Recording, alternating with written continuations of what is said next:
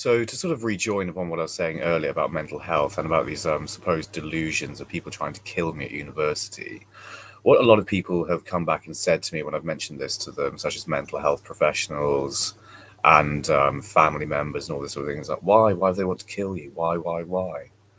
You know, this sort of thing. And I think there's something that you might not be considering in all this, and that's that 1 to 4% of people is thought in society as sociopaths. So, I mean, why would a sociopath want to kill someone? I mean, maybe they just want to. That's you do get this sort of person out there, and they're surprisingly prevalent in society. Think about all the people you've met in your life. I mean, if you're say 35 years old, I think you probably have met, tens of thousands of people in life. And if you've met probably only 10,000 people, which I imagine isn't all that many people to have met in life, you have met 100 sociopaths at the minimum. So it's, sociopaths are worryingly common in society. And, as for why someone would want to kill someone, if they came up with the ideal plots, as in my case, of drugging me and luring me onto a steep stone staircase in the university halls of residence, as for why they want to do this, and it's this ad nauseum question, why? Well, for them it might be good fun. It just might be good sport or something. And they just want to see if they can get away with it. Possibly it's that also. It's that kind of like the thrill of being a fugitive almost, or the thrill of manipulating people after having committed a major crime, or whatever else it is that feeds into the sociopathic psyche that makes them behave that way, makes them do the things that they do. So,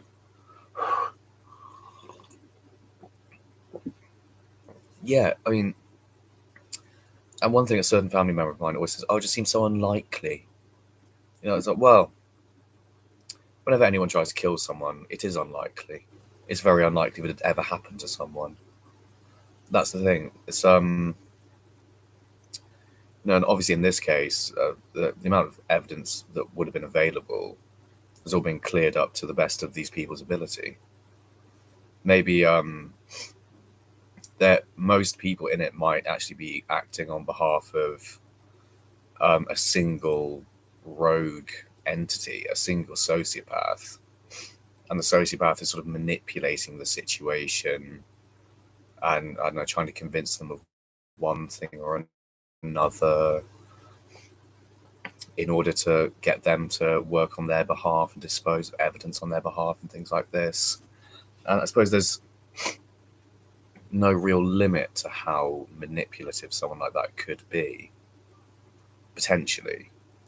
Since to do the thing in the first place, I think, the idea of spiking me and getting me to fall down the steps, it betrays a certain ingenuity, I think, when it comes to the idea of trying to kill someone. I'm not going to say it seems like the perfect crime, because I doubt it is the perfect crime. I don't think there's any such thing as a perfect crime. But it seems like the sort of thing you might be able to quite readily get away with, certainly. And it's worth thinking about this sort of thing in sort of estimating other people and, so it's worth keeping statistics like 1 to 4% of the population in mind as being sociopaths when thinking about other people and whether or not to trust them, I think. Because, far from what certain people might like to believe about other people, not everyone is good. In fact, I'd said like a large portion of the population is not particularly good. Possibly most of us aren't particularly good. Maybe the good are in a minority in society. And actually, I was thinking about this the other day. It might be something of a delusion, actually, to really go around thinking that everyone's so good, or that everyone's such a good person, or that most people are good. I don't think that most people are too bad, if you know what I mean. But really, when you unpick how good people are, like really how altruistic are people, how often do people really devote their free time to things like voluntary work? How often do people really give to charity? Do you see what I mean? And it's like, well, aren't we all a bit sort of shitty and self-serving?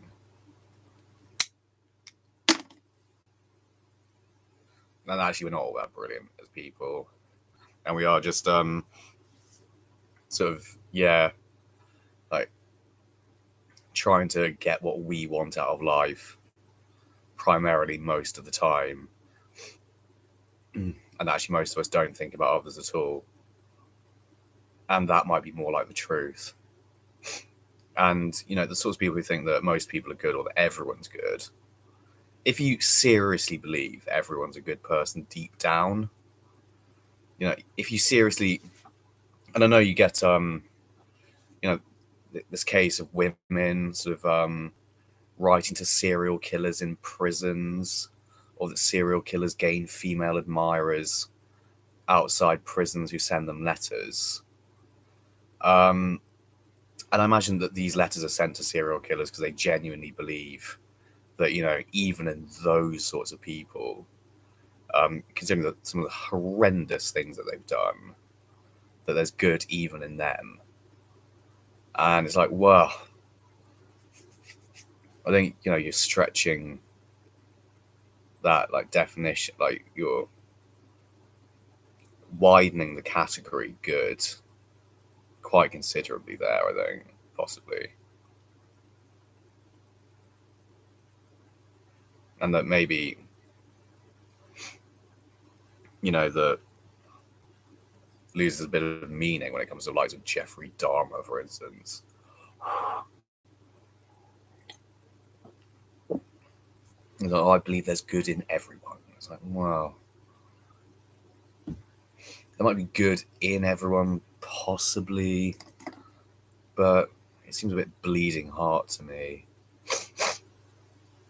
And but do they really embody the good? Do they really set out to try and do good things in the world?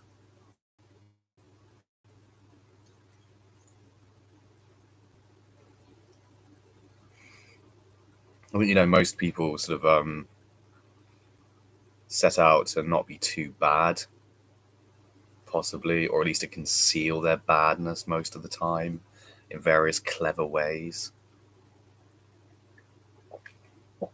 or to dress their badness as goodness or indignation on some level, or to act out of a sense of indignation.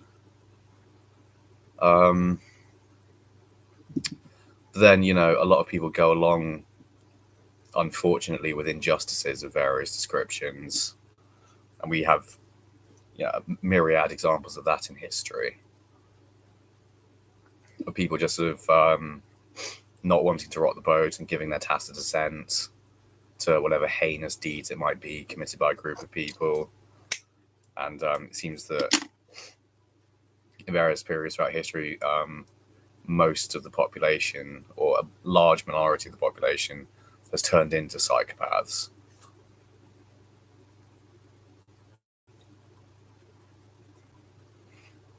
So it may seem there's a degree of latitude and flexibility and variability when it comes to degrees of sociopathy found in societies, very possibly.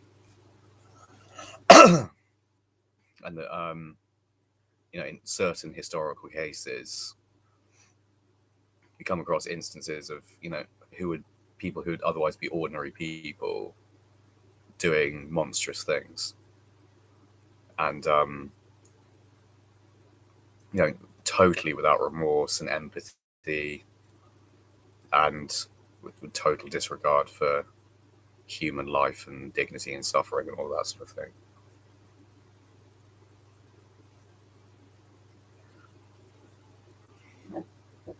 And I do wonder as to what extent it persists in various spheres of the world. It's not tacitly, well, it's not not even tacitly endorsed. Well, it may be tacitly endorsed by Western nations currently, but it's not openly endorsed by them. So the malevolent instincts in people's psyche might be finding all sorts of strange outlets within systems of power or in society at large. You know, you've got, for instance, passive aggressive bosses, or, you know, people in workplaces picking on people, or people in education systems picking on one another, or bullying and intimidating the weak, or people they perceive to be weak. And then you get sort of the myriad sort of like so-called normal people just idly allowing that sort of thing to continue and to happen, and to do nothing about it, and having unwritten rules for it all, that, you know, one doesn't rock the boat, and the ultimate reason for one not rocking the boat is out of a sense of self-preservation within society and a desire not to lose face or status, or even to sort of curry favor and advance their own position in relation to the powerful forces that are oppressing certain marginalized groups. So it's an awfully complex thing being a social animal, and humans are animals. I've been, you know, reading this Animals in Translation book by Temple Grandin, and one of the things that pops out at me that I find quite annoying actually is how she constantly delineates between animals and humans. And like, there's this big group called animals, and there's this group of other entities called humans. It's like, well, no, humans are animals. We're just another species of primate, and albeit we're very different to other primates, granted. But nonetheless, we are a form of animal, I think. Possibly a more advanced form of animal, but an animal nonetheless. Most of our brains are animal in nature, you know, except the neocortex, as I understand it. We have larger neocortices than other species of animal. Yeah. And she said something else, like, this is in relation to dolphin behavior. And we give dolphins loads of credit. We think they're cute and brilliant and incredibly smart and, you know, lovely, cackling, adorable creatures. And, you know, it's loads of people's ambition to swim with dolphins and all this sort of stuff. But do you know that male dolphins routinely go around in gangs, preying on and raping female dolphins? And that actually the mating process of dolphins is mediated largely through gang rape. And Temple Grandin actually sort of alludes to the fact that might come down to their intelligence. And that might be as a result of their bigger brains. And having more complex neural structures leads to a greater probability of neural structures going awry. Dolphins also, by the way, will attack and murder pods of porpoises for no apparent reason. They will commit genocide of porpoises for no real reason at all. They're not competing over food. They eat different things. It's the most bizarre thing. You know, they're a malevolent and vile, yeah, a fairly vile form of mammal, actually, the dolphin, and, you know, deeply predatory, murderous, raping, rather unpleasant creatures. But yeah. And the things that humans do are worse, and the things we've done in throughout history to our own kind and to, well, animals very possibly, just seems a little worse than that even. Um, yeah, it's very tempting, I think, to think of the human being as being totally altruistic and, totally good. And really, in thinking that sort of thing, that's just another way of, I think, bigging ourselves up and feeling personally good about being a human being, if you know what I mean. And taking personal solace and satisfaction in being good people, so called. But how good are we really? Have we really looked at our lives and considered whether or not we're trying to contribute to the good? To whatever that may, like, even to other people or to the planet as a whole. And lots of us try really hard to sort of recycle and reduce our carbon footprint and so on and so forth, and all the while still trying to be out for ourselves most of the time. Then, like, a smaller proportion of us are very committed eco warriors and, like, may have something more like genuine altruism. But even in the case of genuine eco warriors, I'm tempted to say even their carbon footprints probably are not, like, ideal in most cases, and the levels of devastation they're meting out upon the planet could probably be reduced still further. And it makes me wonder to what extent,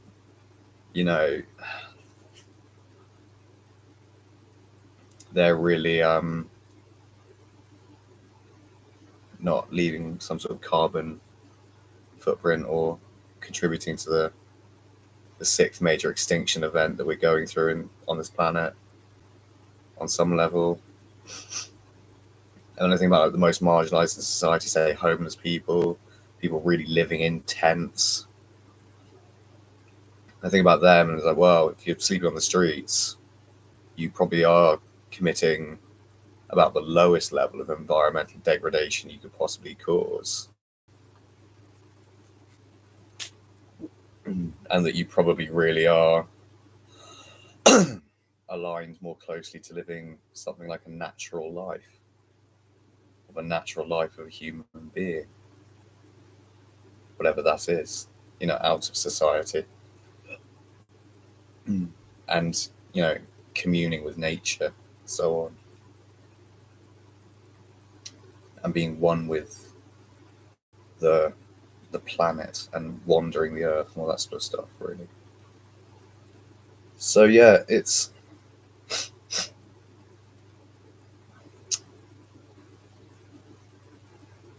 I mean, and I'm wondering also to what extent the societies we live in lead to these levels of sociopathy that we find. Since I'm tempted to say, in sort of tribal human groups, if sociopaths were to emerge, I'm tempted to say they'd either take control of the group or attempt to, or in their attempt to take control of the group, they would become marginalized from it and ostracized, very possibly, and probably get weeded out quite easily in sort of human tribes of up to, say, 250 people, which is the sort of number of people we're supposed to be living in communities of, via Dunbar's number and so on. Since we can recognize a maximum of 250, it seems human faces, it seems human communities aren't supposed to really exceed that sort of number in terms of our biology, and that our biology hasn't yet caught up to the facts of our industrialized, technologically sophisticated civilizations, and these huge communities of people we live among, live within. It so And the general sort of disconnection from anything tribal leads to sociopathy, I think, or leads to people who have these opportunistic and exploitative genomic patterns, let's say. It leads to a scenario in which those sorts of people are given an opportunity to become successful, or given an opportunity to attain high status in society and then exploit it. Whereas in a tribal setting, I think it would be far too intimate, and it would be far too, the sense of community would be far too strong, and everyone would know too much about other people's business for those sorts of people to really be successful in that setting, if you see what I mean. But by the way, I think more people than we probably give credit to exhibit at least sociopathic tendencies, I think. I mean, think about this in everyday life. How many people do you really think you empathize with? You may have a few friends, but do you like share their feelings all that much? And like, how often are we? Do we do something without remorse? I mean, I drop cigarette butts on the street all the time, and I might have a pang of remorse. I don't know, but I do try to find a bin when I can, actually, or a drain. But yeah, a lot of the time I do flick a cigarette butt on the street, and like, or I get a pang of remorse, but then I ignore it. I suppose that's mildly sociopathic, actually. And how many of us do similar things to that? Do we, just like get in a shitty mood with people, and say things we regret later, and just be like, and not care in the moment? All sorts of people do that all the time.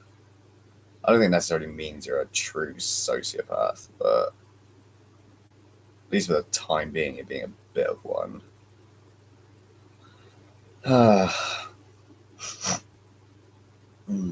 Or then it's sort of even worse, where like, well, actually, I don't know. Maybe that's exaggerating it a bit. I'm just thinking of like encountering, say, people in shops, like, or people on a checkout, or just people in everyday life that I have to encounter for one reason or another, or frankly, colleagues.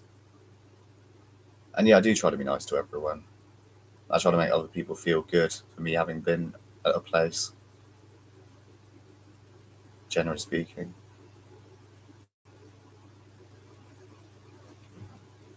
That I might be in a bad mood, but do try nonetheless disguise that fact and act cheery and try to lighten other people's days. I think I do that quite a lot. I don't throw cigarette butts on the street all that often, but sometimes I do. Oh God.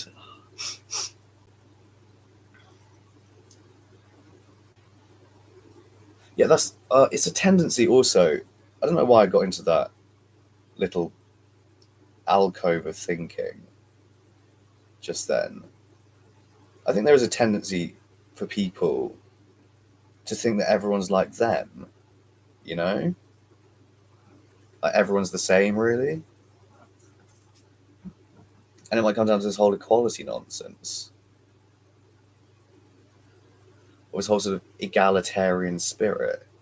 But the egalitarian spirit taken too far and dislocated from the appropriate zones in which it's supposed to operate, i.e., in sort of the political sphere, really. And that there's a tendency to view everyone as a true equal when we're not equal at all. We're all unique. but I think we all, do exhibit certain tendencies, and that approximately 1% at least of us are sociopaths, and those are very different to most people. You know, and is there sort of good in everyone? I suppose you can get good sociopaths, can't you? You can get people who feel neither remorse nor empathy, or is it? I know that like these terms they're not correct anyway. Sociopath and psychopath are no longer the appropriate term.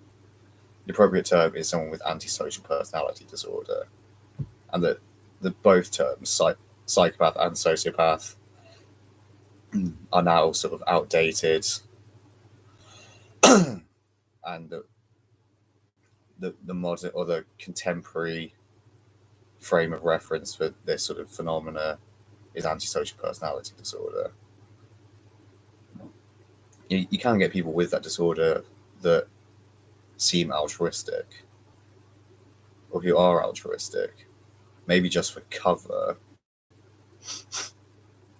or maybe not to rock the boat, maybe out of a sense of self-preservation, but they do it in like a cold and distant fashion, and they don't have anything like a true cultivated sense of personal ethics, no sort of no real emotional connection to other people or to a set of ethical positions, if you gather my meaning. I mean, there is a sort of an emotional cognitive disconnect there between the rational faculties that are just looking out for survival, and with the sociopath, it would be just they're acting in a seemingly altruistic way, just out of an instinct of self-preservation, and it's pure out of logical necessity rather than due to any emotive connection to such a sense, as I understand it. And I think I've encountered one or two people like this. That's all. And I think I've identified people in my life out of the thousands of people I've met who are like that. And also then you have to think, say you've met 10,000 people in life, you would have met at least 100 sociopaths. Think about the 100 sociopaths you've met. How many of those are going to be dangerous sociopaths on one level or another? Do you know what I mean? And then far from, something being unlikely, like someone at university trying to murder you, you then arrive at more like a tenable, statistically underpinned conclusion that it may exhibit perhaps not a high degree of likelihood, but nowhere near the level of unlikelihood that a lot of people would like to attach to it. And it actually becomes more likely that something like that has happened. Since I actually shared a house with a psychopath, I think, for many years. Someone who did not have remorse for his actions, who was very abusive to myself and my mother and my sister, and would act, remorselessly and incessantly and abusive, and was callous and cruel. And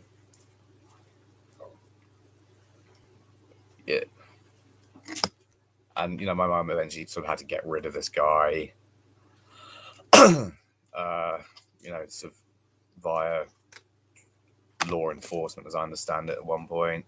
And, drink heavily and mouth off and be abusive all the time. And sort of everything was a sort of little power play or a little game of some description. An unintelligent sociopath, I think, is what you might refer to them as. But yeah.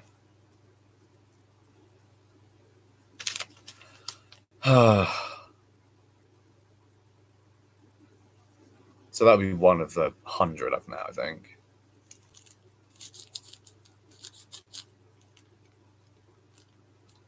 I won't go into any of the others in any more detail, but it's worth consideration, and it's worth, if you're to not go around in life with a very immature sense of what other people are genuinely like, and if you're not to go around in life with, really the sense that,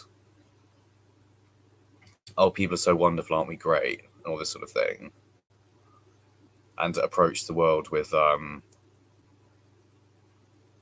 critical faculties switched on, and not to be so trusting of everyone, and to live out the indispensable virtues of skepticism and having one's critical faculties switched on. Yeah, you should do that and keep statistics such as 1% of the population at the minimum being sociopaths, i.e. people with antisocial personality disorder, sort of in the back of your mind when going out in the world, so that you don't get exploited by them. And yeah, thank you very much for watching, everyone. Bye bye bye, and I love you lots.